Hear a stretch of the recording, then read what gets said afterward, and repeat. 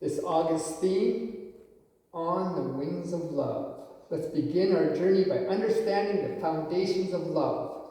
Discover how love starts within and radiates outward, setting the stage for deeper connection and a more compassionate world. Today's speaker is Audrey Beaudry with the talk title, The Turbulance of Love. Please help me welcome Audrey.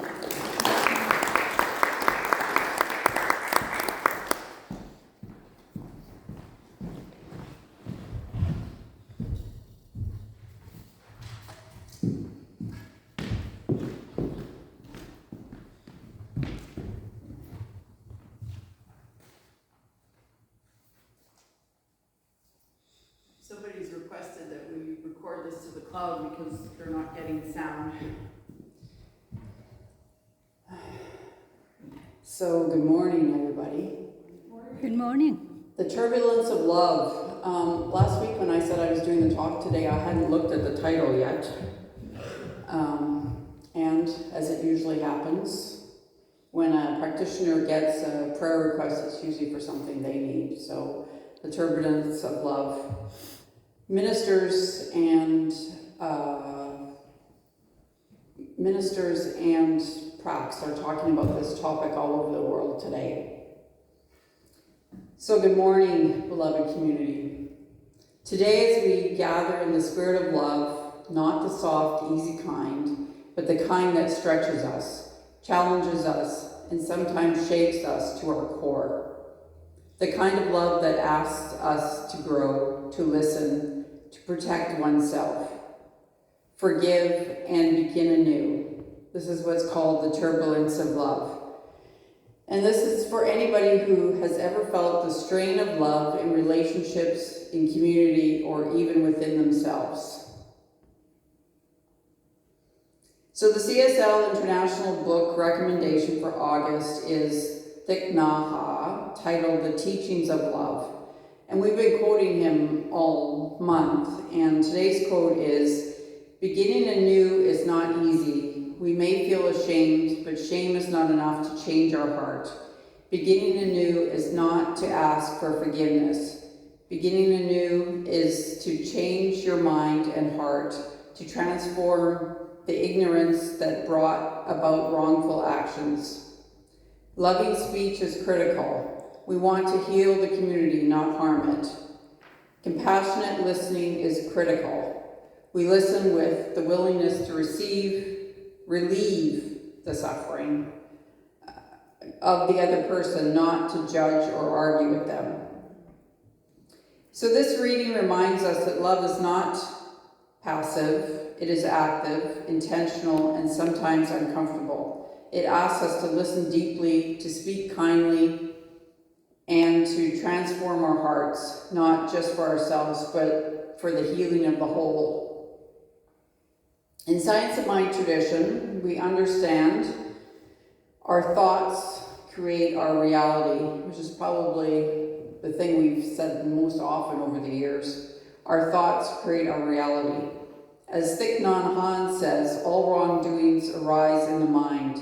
It is through the mind that wrongful doing can disappear. This aligns beautifully with our teaching, the mind co-creates with law. The law doesn't judge, it simply acts on what we give it. So when love feels turbulent, we must ask, what am I giving to Spirit to work with? Are my thoughts rooted in fear, resentment, or control, or are they grounded in compassion, openness, and trust? We begin anew, not by changing others, but by changing our own consciousness. Through spiritual mind treatment, prayer, meditation, affirmations, we plant the seeds of love. So this week, I did something that I haven't done in years. I went to the CSL International website and put in a request through the World Prayer thing, and put in what I wanted prayer for, and I got an answer back pretty quickly. Not necessarily It didn't seem AI generated because it took some time, and it seemed like a live person was answering, because I think that's the way it's set up. So I got a live person, sent me an email with the prayer for what I wanted. So this is available to everybody. You don't even have to be a member. It's available to everybody on the website. They do ask you for your member number after you've sent the prayer. I didn't fill mine in. Partly the reason they ask for the member number is, as practitioners, you have to earn a certain number of points every year to keep your license. And that's a way to earn points, is to ask another practitioner for a prayer. So there's no cost to have it done, but they do ask for a donation, but you can click through that if you want. So that's a good place, and it really was probably about midnight when I did it. And I think I had a prayer within 4 hours. So, Albert Einstein said, "You cannot solve a problem with the same mind that created it." So let's reflect. What mindset am I bringing into my spiritual community? I'm not expecting answers back at this moment. Am I holding on to old stories, assumptions, and judgments?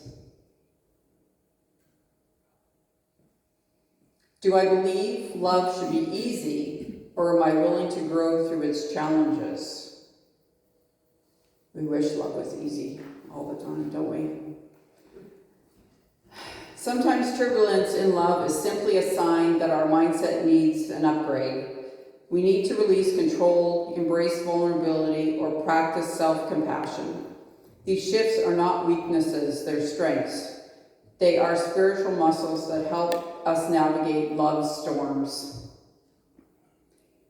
When was the last time you truly listened without interpreting, interruption, defending, or correcting? It's a rhetorical question. Compassionate listening is a spiritual practice, not just about hearing words, it's about healing hearts.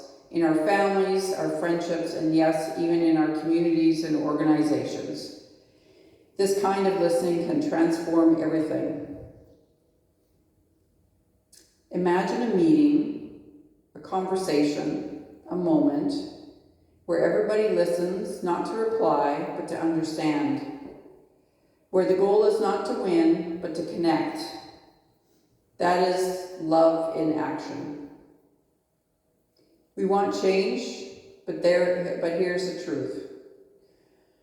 There's a meme. Everybody wants change, but they want to stay the same. So often we want change without changing ourselves. We want peace, but we resist letting go of anger. We want connection, but we avoid vulnerability. We want harmony, but we hesitate to make the hard decisions that protect it. Here's the truth. Change begins within. And here's what we must be honest with ourselves. Sometimes our first impulse is avoidance. We don't want the conflict. We don't want the discomfort. I think this talk is supposed to be 20 minutes. I'm not pretty sure I didn't write 20 minutes worth of stuff because it's a difficult talk for me, turbulence. But avoidance is not love. Avoidance is fear dressed up as peace. Well, keeping the peace, right? Isn't that what our mothers told us? Keep the peace? Especially when we were picking on our siblings. Not me, but anyway. So probably 15 years ago, I took a 2-day workshop on conflict resolution put on by the WRHA. I was excited to attend, but after the first hour of the first day, I started to feel uncomfortable, even lethargic. We were just talking about conflict. We weren't even experiencing it. It was like conflict adjacent. So the second day was group work, and I got put in the morning, and I got put in a group of 3, and realized that one of the women worked for home care, assigning staff to appointments in people's homes. And I realized that this woman worked at the time my mother was ready for home care, but they were taking their time assigning anybody to her. I was pretty sure the woman I was paired up with had my mother in her caseload. Same first name. I'm not saying anything. I got to hear how her position, she would love to have more visits scheduled, but resources in her offices were just too stretched. I became softer, more compassionate in the situation. I never did say anything to her. And this was 15 years ago. I can't imagine how stretched the home care office is now. But in the moment of light, in this moment, love might have said, I was new to the teaching. I was like 5 years in at this point, and I don't know if love would have been this stretched out to me. It is time to release this person of my anger, so releasing myself. This is not easy, but it is sacred. It is commitment to my mother's and my health as a whole. It is a bold, courageous act of spiritual integrity. Yeah, I probably would have told myself, put your big girl panties on and just deal. Not to say it doesn't happen these days too, but anyway. So today, I invite you to make a commitment, not just to change your mind and heart, but to lead from them. If life or love isn't expressing the way you want it to, then own what you can truly change. Your consciousness, your choice, your courage. Let love guide you, not in the soft moments, not just in the soft moments, but in the strong ones. Love itself is calling for change in mind and heart. The same thoughts that brought us here will not take us to where we want to go. So let's begin anew. Let's choose a new affirmation, a new prayer, a new spiritual practice that supports our growth. So let's ask yourself. This is something you can answer back. What is one belief about love I'm ready to release? Mine is love must be earned, not freely given. A lot of shaking heads. Which is good, you recognize it. What is one new thought I'm ready to embrace? Love is everywhere. Love is everywhere. That's a good one. Shona's got a big smile on, that's good. Love is everything. Love is everything. So let's let turbulence be your teacher. Let discomfort be your guide. Let love be your compass. So I'm going to close with an affirmation. You can choose to repeat it or not.